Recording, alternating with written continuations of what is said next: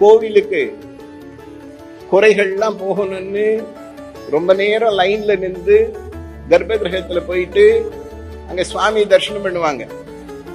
அங்க இருக்கிற சிவாச்சாரியார் என்ன பண்ணுவாங்க, இவங்க கஷ்டமெல்லாம் போகணும் அப்படின்னு கையில என்ன கொடுப்பாங்க, விபூதியோ குங்குமம் கொடுப்பாங்க.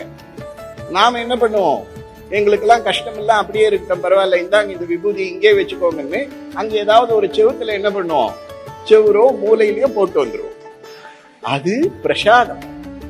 கடையில விபூதி வாங்கும் போது எந்த விபூதினா வாங்கிக்கலாம், ஆனால் அந்த விபூதிக்கெல்லாம் அந்த குங்குமத்துக்கெல்லாம் இல்லாத சக்தி மூலஸ்தானத்திலிருந்து கர்ப்ப கிரகத்திலிருந்து வரும் பொழுது அது உள்ள இருக்கக்கூடிய தெய்வ சக்தியை கிரகிச்சு இருக்கிறதால அதுவே ஒரு சக்தி. அந்த விபூதியை நெத்தியில வச்சுக்கும் பொழுது, குங்குமத்தை நெத்தியில வச்சுக்கும் பொழுது இந்த ஆன்மாவுக்கும் உடம்புக்கும் அதிலிருந்து சக்தி உண்டாகும்.